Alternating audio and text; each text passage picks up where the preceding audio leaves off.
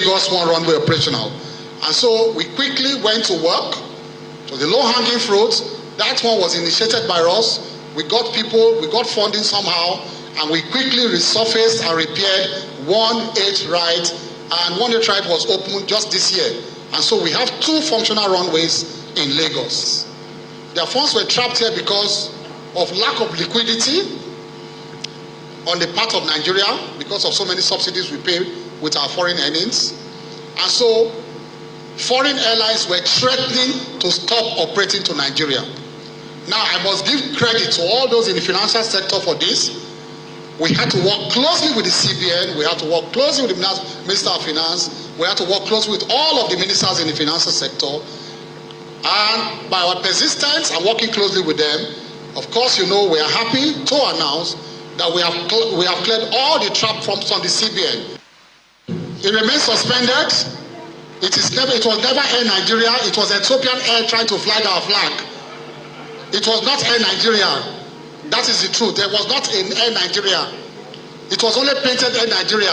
It was Ethiopian airline trying to fly our flag. If it is so, why not allow our local people fly our flag? Why bring a foreigner to fly our flag?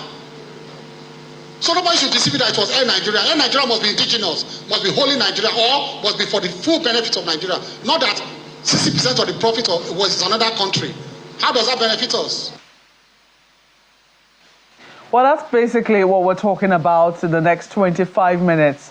You just heard the Minister of Aviation there, Mr. Festus Keyamo, SAN, giving his own report card. And we've just brought you some of the highlights of the ministerial briefing. If you're not watching them, please, by all means, see how it is that you can get to watch the ministerial briefings and, you know, follow the sectoral reports of what the ministers have been able to do so far in the last 1 year. But we're talking aviation now, and some of the highlights which you heard there, talking about the repair of runways, particularly in Lagos, the clearance of debt owed airlines, that's basically what he also talked about. And then he also clarified the situation of Nigeria Air, which he says remains suspended indefinitely because, according to him, it was Ethiopian Air masking as Nigeria Air. Well, we have to discuss with us this morning Dr. Oche Victor Elias, who is a Regional Technical Coordinator, Air Navigation Service for Regional Safety Oversight Organization,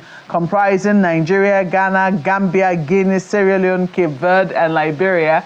And he's also been a technical advisor to 2 former ministers of aviation. He is that amongst many other things that he is in the aviation sector. Thank you so much for joining us this morning. So good to have you, Mark, and good morning, Nigerians. It's been a while.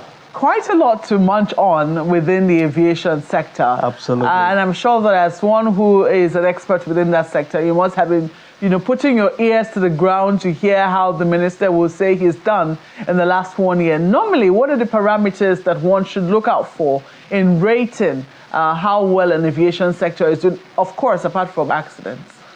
Thank you very much. I think basically for me, I usually continue to talk about aviation as basically transport systems.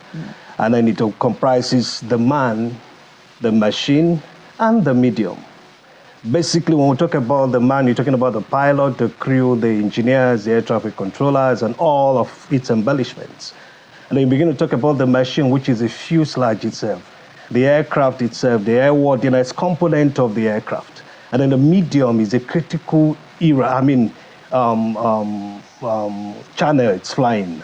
You know, you're talking about the weather, which is also a very key aspect. And then looking at it, basically, a lot of Nigerians begin to look at what I call the soft or the hardwares.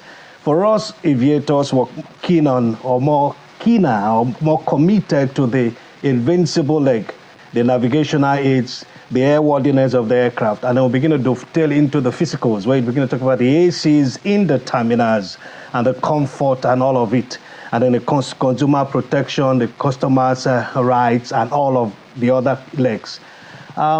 It's a whole lot of it's a very sweet sector, but that it's one of the most regulated sector because of the safety requirement, the safety inclination, and that's a journey when you begin to talk about safety within aviation, with all its challenges, because there's no parking space in the air. And because there's no parking space in the air, you can't take chances. In aviation, there's nothing like I thought. And since there are a lot of commitments, necessities, you have too many subsets.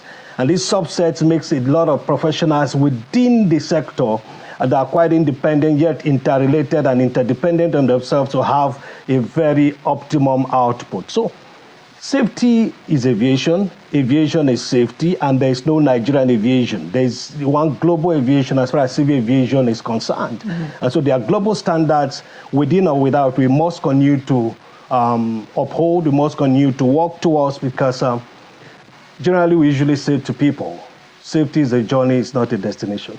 Mm. Well, thankfully, there's been no major mishap. I mean, anything bordering on anything fatal in the last 1 year. It was actually for quite some time now in the aviation sector. And it's certainly something that has, will I say, buoyed the confidence of a lot of travelers who are now using that particular medium to travel. But apart from that, and I know that is significant, we've seen a number of mishaps. Discussions. Yes, airlines, or let's say airplanes overshooting the runway, some of them sliding off, skidding off the runway, near misses, so to speak. But nothing that really has gone off, has been fatal, thankfully. However, are there other parameters that you look at when you were listening to the minister yesterday? Were you satisfied with the things that he reeled out as his achievement in the last 1 year? I want to say this about the Minister of Aviation Nigeria. My first take home for him is his passion. Number 2 is his openness. Number 3 is how much he's in a hurry to deliver. Number 4 is the fact that he's a policy person. He's not an aviator, but he's coming very fast to learn the processes, the requirements, and the expected standards. I listened to him talk yesterday, and those were tangible facts of things that have been done. And I'm also impressed that he's not carried away to think he's there yet, but he has eyes on the ball and knows that this is a continuum. There are a whole lot of others he needs to do. What I say to people, first, the vision I expect, and I'm believing the minister is working on the fact that you make flying not a big man's affair or the big people affair, but that it's a Nigerian thing, and that it's affordable for everybody, and that the confidence expected from the sector, it's there, and that people will feel very comfortable to fly as much as possible. Nigerians are in their highest state of piety when they're in the aircraft. And so the more we allow them understand that this thing doesn't just fall from the skies, and that the guy inside called the pilot or the chief pilot, the pilot in command and his assistants or first officer and the rest crew are not ready to commit suicide. Mm. Well, so maybe some people will say they're in their highest state of piety because they think they're closer to God. Maybe because of the altitude. Perhaps. So seriously, I want to commend his drive. And there is strategy to it. I whispered to him once, and I sincerely think he's doing a wonderful thing on that aspect, that nobody can make a move or journey by looking backwards.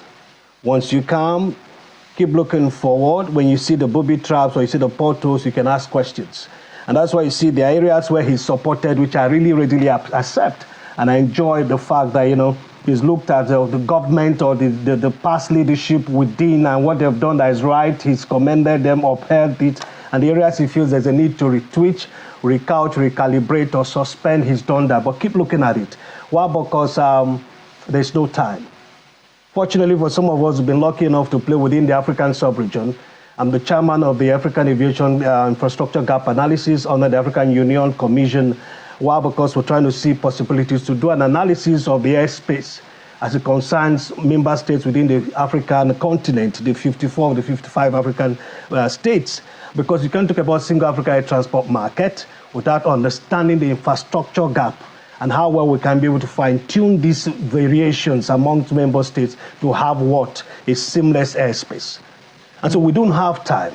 By geography and by demography, a lot is expected from Nigeria as it relates to civil aviation. We have the human capacity, we have the resources within our continent, even globally. And so he needs to drive, and I enjoy the fact that he's moving fast.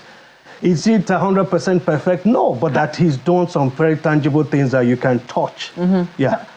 Are we looking, when you say he has his eyes on the ball, have we been able to clearly, or has he been able to clearly articulate what his goals are? Because some people will say Nigeria is too big not to have a transport hub in the aviation sector. Beautiful. When we talk about transport hub, what makes a hub? That connectivity is made easy. And then you begin to look at the little neighboring country like Benin Republic, or even Togo. Let me go to Togo as Sky. What makes for a hub? A conducive environment where connectivity is plausible, is feasible, is ideal, and is workable. And that's exactly why the hub for civil aviation in Nigeria is Lagos. Now, I know that the international terminal is there, but must find a way such that you land at the international, you don't need to come out of the airport and then walk through the Air Force what's it called again? The base, Air Force base, to go to the domestic. There must be a way where you just land and you can connect, and the other airlines domestically can move you to the other places. So the possibility to have a hub is there. The vision is there. But I will say this. The first aspect I like about what he's done, I'm not his spokesperson, but I'm in the aviation sector for more than 20 years. I'm by the mercies of God playing within the African region now. I chair the Aviation Air Navigation Service Technical Working Group for the AUC. But what I'm enjoying about some of the things he's doing is, number one, we're going to talk about the wet lease, the dry lease procedures, that will be blacklisted. So what is going to cause some other countries to get an aircraft, maybe a Boeing 737-300 series, will be like quadruple what you need to pay for you to get it to Nigeria. He needs to clean the stable, and he's doing that. That the lease is, very few persons can just go and pay Airbus to buy a brand new aircraft. You arrange the payment and you structure it, or you lease. And then when we talk about this leasing, it's better to lease dry than to lease wet, because when they're talking about wet, they're going to give you the crew. So you're paying the crew, and you're paying for all other embellishments. But when you have the dry, you can now bring it to Nigeria, and the beautiful policy of the Nigerianization of the pilots, the crew. A lot of our young people, the thing about aviation is that once you're there as a professional, you can't fit into another sector per se. So you think that we can have a hub sometime very soon? It's very possible. All we need to do is to continue to strengthen the infrastructure that we have. If Lome will accommodate Sky, and they're doing fantastically well, and then connecting to virtually about 34, 36 of the African states, member states, we can do it in Lagos. And I keep saying it to people. The strategy is that the domestic airlines must find a way to cooperate. The very little ones should merge. So competition becomes easier and be able to allow them play within that civil world. You've talked about how the minister, has been very passionate and has thrown his weight. I think we can feel it in the area of local airlines, where he's thrown his weight behind local airlines being able to fly internationally. But I'm sure that Ayo certainly want to explore much more in that area. Ayo, over to you. Well, I think it's a good place to start, Marco, because when the minister says, we hear that the minister is supporting local airlines in country, and of course the support for an air peace, and perhaps one or two others who are interested. One wonders how you received the prize. I don't know what language you want to use when other international airlines are trying to shut Air Peace out of the London route simply because of its initiative to lower the costs. How did you receive? What exactly happened? Give us an understanding of what happened at that time. Well, number one, you should understand that there's politics everywhere. The global aviation politics about the game of we may be playing globalization, open skies, single Africa air transport market, allowing everybody to play within the global family, but their interests are sublime. Now, when you talk about routes, there are routes that are more lucrative. You can't compare the Lagos-Abuja route to the perhaps let me say, Akure-Ibadan route, or Abuja-Akure, or Ilorin route. So London or the UK is one of the most lucrative routes. And the strategy is that they start around the politics of interest, where, they'll tell you the British Airways is not actually per se a national carrier, but a flag carrier supported by the British government to a large extent, but there are investors and business interests around it. So number one is that the bilateral service agreements that we have allow for reciprocity. between Nigeria and other states, and we have one with the UK system or the UK government. And so what Air Peace has done is fantastic. We may not have a national carrier, but the encouragement coming from the Nigerian government to strengthen flag carriers will help for us to begin to maximize profit from it. Number one, price will drop because of the function of demand and supply. Number two, that you have a flag carrier, there's more interest, more respect, more courtesies around it. Yes, they want to suffocate the flag carrier called Air Peace. But I enjoy the staying power of the CEO and Allen Onyema, and he deserves all the support that the Ministry of Aviation, Minister of Aviation, Festus Keyamo, has given him. And he should be able to do more for all of our other flyers. But the beauty of it is that there's a shared responsibility when opportunities like that are given to you. They can't do it for you, but the necessary policy support the government can't do for you. But you need to sit down and be able to distill that which you need to do as an operator that you can operate anywhere in the world. Number one, again, let me add to it, is that Air Peace has an IOSA certification. So basically they have the big gusto to go within the global world to compete. Two, they have a lot of state-of-the-art machines that are flying for them. Three, they are big enough to be able to more or less, how am I going to put it, be able to take shocks. And so it's a plausible development because the British Airways has been flying Nigeria for about 75 years or more. And Nigeria seems to be one of their most profiting routes. We tried it at ARIC, but the staying power of ARIC within the global politics wasn't there. But I'm enjoying the fact that Air Peace is come. Air Peace understand the global requirement, and they are ready to muscle themselves through it with the support and the plausible policy of the Nigerian government. So it's a win-win for us. And where you have alternatives, prices begin to come down. That's why you can see Nigerians being able to connect from Lagos to the UK for about 1.2 million, which before it's not even possible for an economy ticket. Well, that leads me to this question of Nigeria Air. Well, Malcolm mentioned earlier that you've worked with two ministers, so definitely you can take that on. Help Nigerians understand. One Minister of Aviation, former Minister of Aviation, is under investigation now, perhaps even being prosecuted because, well, partly because of this Nigeria Air debacle. Help us understand exactly what the issues are. We've been hearing about this Nigeria Air thing for quite a while, and this is where we are now. So help us understand what exactly is going on, especially when the former minister said this is Nigeria Air, but the current minister is now saying no, it was never Nigeria Air, it was just an international Ethiopian Airlines trying to position itself as Nigeria Air. Help us understand what happened and what is happening. I may not understand basically the content of the agreement between Ethiopia and the supposed Nigerian Air in terms of the structuring, but basically for me as an aviator, I've come to discover that it's best that nations and states and member states stay away from national carriers. It's better to have flag carriers and identify with them as such. The reason being that, basically aviation gestation period in terms of your net profit is about 10 years, and your profit is not beyond 10-12%.